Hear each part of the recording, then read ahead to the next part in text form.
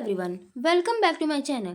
In today's video, I will talk about traditional forms of government which is practiced in ancient state. In this video, I will talk about introduction of government and introduction of traditional form of government and also talk about different form of government which is practiced in ancient states. So, let's get started. Government is an important element of the state.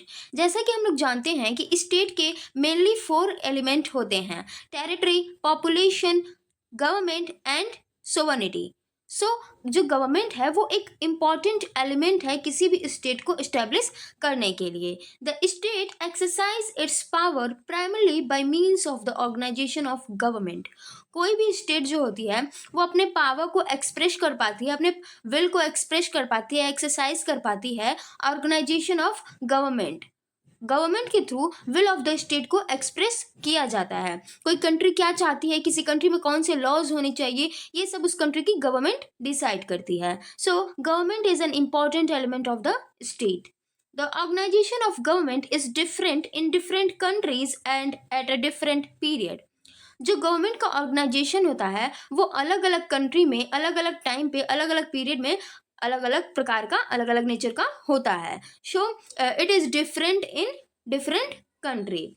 Government is an indispensable instrument of the state that formulated and enforce rules and regulation. Government जो होती है वो एक indispensable instrument है, एक important instrument है, परम आवश्यक इंस्ट्रूमेंट है जिसके थ्रू जो स्टेट होता है वो अपने विल को एक्सप्रेस करता है, अपने पावर को एक्सरसाइज करता है। और वो गवर्नमेंट ही होती है जो कि उस कंट्री में रूल्स एंड रेगुलेशन को फॉर्मुलेट करती है, रूल्स एंड रेगुलेशन को इन्फोर्स करती है, उस कंट्री के सिटीजन्स को रेगुलेट करती है, उस कंट्री में गवर्नेंस को रन कराती है। So government is N essential element of state. Government have existed in many form throughout history. पूरे इतिहास में जो गवर्नमेंट है अलग अलग कंट्रीज़ में कई प्रकार की इस्टेब्लिश हुई हैं। Before modern democracy traditional form of government ruled societies for centuries. जो मॉडर्न डेमोक्रेसी के आने से पहले जो ट्रेडिशनल फॉर्म की गवर्नमेंट थी वो कई सदियों से, कई दशकों से जो सोसाइटी है, जो स्टेट है, उसको रूल की, उस पर शासन की। These system were based on power, authority and control. जो ट्रेडिशनल फॉर्म ऑफ गवर्नमेंट थी वो बेसिकली पावर और अथॉरिटी पे बेस्ड थी। जो भी जिस भी पर्सन के पास पावर होती थी, अथॉरिटी होती थी, जो पर्सन कैपेबल होता था उस कंट्री को रेगुलेट करने के लिए, उस कंट्री के लोगों को कंट्रोल करने के लिए, जो भी पर्सन कैपेबल होता था वो पर्सन अपनी एक गवर्नमेंट एस्टैब्लिश करता था। So traditional form of government is based on power, authority and control that ruled societies for many centuries. Now, let's talk about traditional forms of government with the help of Aristotle classification of government. Aristotle, a famous ancient Greek philosopher, was the first thinker to attempt systematic classification of the government in his book Politics.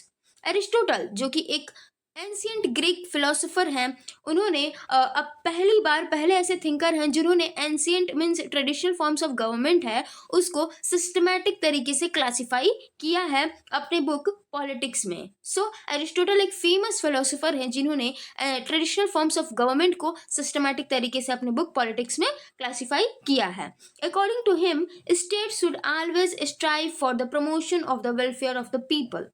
Aristotle के अनुसार जो state होती है उसे हमेशा प्रयास करना चाहिए कि वो अपने टेरिटरी के जो पीपल हैं उनके वेलफेयर के लिए, उनके प्रमोशन के लिए काम कर सके और उनका वेलफेयर कर सके। He classified government on the basis of two principles. Aristotle ने जो ट्रेडिशनल फॉर्म्स ऑफ गवर्नमेंट है उसको टू प्रिंसिपल्स के अकॉर्डिंग, टू प्रिंसिपल को बेस बना के क्लासिफाई किया है। अकॉर्डिंग जो फर्स्ट प्रिंसिपल है, according to the number of person holding the sovereign power. Aristotle के अनुसार उन्होंने जो गवर्नमेंट को क्लासिफाई किया है, ट्रेडिशनल फॉर्म ऑफ गवर्नमेंट को क्लासिफाई किया है टू प्रिंसिपल के बेसिस पे, जिसमें से पहला प्रिंसिपल है कि नंबर ऑफ पर्सन कितने हैं जिनके पास सोवरन पावर है किसी कंट्री को, किसी स्टेट को रेगुलेट करने के लिए। अगला प्रिंसिपल है according to the interest they serve, means वो जो पीपल हैं, जो नंबर ऑफ पर्सन हैं, वो उस कंट्री को, जिस कंट्री को रेगुलेट कर रहे हैं, उनका इंटरेस्ट क्या है, वो किस इंटरेस्ट के साथ उस कंट्री को सर्व कर रहे हैं। इस बेसिस पे, इन टू प्रिंसिपल्स के बेसिस पे एरिस्टोटल ने ट्रेडिशनल फॉर्म ऑफ गवर्नमेंट को क्लासिफाई किया है। चलिए देखिए। So number of rulers working in general interest and working in perverted form, ये जो कि पहला प्रिंसिपल है एरिस्टोटल का, जिसके बेसिस पे एरिस्टोटल ने क्लासिफिकेशन किया है। और ये जो दोनों है, ये दूसरा प्रिंसिपल है कि वो जो पीपल हैं, जो नंबर ऑफ रूलर्स हैं, वो किस बेसिस पे, मीन्स किस इंटरेस्ट के साथ उस कंट्री को, उस स्पेसिफिक स्टेट को गवर्न कर रहे हैं, रेगुलेट कर रहे हैं, उस कंट्री पे रूल कर रहे हैं। सो एरिस्टोटल के अकॉर्डिंग जो रूलर्स हैं, वो बेसिकली टू इंटरेस्ट के साथ किसी कंट्री को या फिर किसी स्टेट को रेगुलेट करते थे। इन general interest and in perverted form, या फिर बोल सकते हैं इसे in self interest. So if a country is govern by one person in general state, that form of government is monarchy. यदि कोई कंट्री, कोई स्टेट जो कि एक पर्सन के द्वारा गवर्न की जाती थी पूरे होल पब्लिक के लिए, जनरल इंटरेस्ट में, तो वो होती थी मोनार्की, जो कि नॉर्मल फॉर्म ऑफ गवर्नमेंट थी, जिसमें जो रूलर था वो पूरे पीपल के लिए, उस कंट्री में या फिर उस टेरिटरी में जितने लोग थे, उनकी जनरल स्टेट के लिए, इंटरेस्ट के लिए, उनकी जनरल वेलफेयर के लिए लॉज बनाती थी, रेगुलेशन करती थी, और जो ऐसे लॉज वगैरह बनाती थी जिससे कि सोसाइटी का वेलफेयर हो सके, एक वेलफेयर सोसाइटी इस्टेब्लिश हो सके। So monarchy is normal form of government that work in general interest. In this country is govern या फिर रूल बाय वर्चुअस किंग और क्वीन, जिसमें जो स्टेट थी वो एक वर्चुअस मीन्स बुद्धिमान किंग या फिर क्वीन के द्वारा गवर्न की जाती थी, रूल की जाती थी। इसका परवर्टेड यानी कि करप्ट फॉर्म है टायरानी, जिसमें जो rule by an oppressive dictator, जिसमें एक ऑपरेसिव डिक्टेटर के द्वारा, एक तानाशाह के द्वारा वो स्टेट गवर्न की जाती थी, जो कि एक करप्ट फॉर्म है, जिसमें जो डिक्टेटर होता था वो सेल्फ इंटरेस्ट को ज़्यादा ध्यान देता था, सोसाइटी के वेलफेयर को ध्यान नहीं देता था। इसका एक एग्जाम्पल हो सकता है हिटलर, जो कि एक फ्रांस का हिटलर था, जो कि टायरानी का एग्जाम्पल है। अगला है फ्यू, मीन्स यदि कोई कंट्री, कोई state few group of people के द्वारा गवर्न की जाती थी, तो उसमें जो जनरल इंटरेस्ट में जो फ्यू ग्रुप ऑफ पीपल के द्वारा गवर्न की जाती थी वो थे aristocracy, rule by the virtuous group of people, जो कि सोसाइटी के वर्चुअस ग्रुप ऑफ पीपल होते थे, मीन्स इलाइट पीपल होते थे जिनको माना जाता था कि वो कैपेबल हैं उस सोसाइटी को, उस स्टेट को गवर्न करने के लिए, जो कि जनरल इंटरेस्ट में अपने वर्क को करते थे, अपने स्टेट को रेगुलेट करते थे जनरल इंटरेस्ट में, वो सोसाइटी का वेलफेयर चाहते थे। इसका परवर्टेड फॉर्म है, करप्ट फॉर्म है oligarchy, rule by wealthy few, जो कि किसी सोसाइटी के जो वेल्दी लोग होते हैं, अमीर लोग होते हैं, उनके पास पावर आ जाते हैं कि वो सोसाइटी को गवर्न कर सके, स्टेट को गवर्न कर सके, और बेसिकली वो इस प्रकार से गवर्न करते थे कि उनका सेल्फ इंटरेस्ट फुलफिल हो सके, सोसाइटी का वेलफेयर पे वो ध्यान नहीं देते थे, वो सेल्फ इंटरेस्ट पे ध्यान देते थे। सो एरिस्टोक्रेटिक का जो परवर्टेड करप्ट फॉर्म है वो है ओलिगार्की। अगला है मेनी पीपल, यदि जो रूलर्स थे वो कई सारे थे, तो इनका जो जनरल इंटरेस्ट वाले फॉर्म ऑफ गवर्नमेंट है वो है polity, that is based on constitutional rule by the citizens. Means polity जो है जनरल इंटरेस्ट की फॉर्म ऑफ गवर्नमेंट है, जनरल इंटरेस्ट वाली फॉर्म ऑफ गवर्नमेंट है, जिसमें कॉन्स्टिट्यूशनल के बेसिस पे उस कंट्री के में कॉन्स्टिट्यूशन बनाया जाता था, जिसके बेसिस पे जो उस कंट्री के सिटीजन्स थे वो या तो खुद से, यदि जो सिटीजन है उनकी संख्या काफ़ी कम है, तो वो खुद से ही जो पॉलिटिकल प्रोसेस है उसमें पार्टिसिपेट करते थे, खुद से ही अपनी कंट्री को गवर्न करते थे। लेकिन यदि जो क्या कहते हैं, यदि जो पॉपुलेशन ज़्यादा है तो उनके द्वारा एक लीडर को इलेक्ट किया जाता था, जिसके थ्रू जो गवर्नमेंट है वो अच्छे से चल सकती थी, जो कि जनरल इंटरेस्ट में सोसाइटी के वेलफेयर के लिए काम करती थी। इसका परवर्टेड फॉर्म है या फिर करप्ट फॉर्म है डेमोक्रेसी, जिसे मोवोक्रेसी भी कहते हैं, rule by the uneducated mob, जिसमें जो अनएजुकेटेड मोब होती है, मीन्स जो अशिक्षित भीड़ होती है, उसके द्वारा गवर्नेंस को चलाया जाता है। या फिर यदि पॉपुलेशन ज़्यादा है तो अशिक्षित जो भीड़ होती है उसके द्वारा लीडर्स को चुना जाता है, फिर उनके द्वारा गवर्नमेंट को चलाया जाता है, जो कि बेसिकली सेल्फ इंटरेस्ट को ध्यान देते हैं। और according to Aristotle, monarchy was the best form of government and democracy as the worst form of government.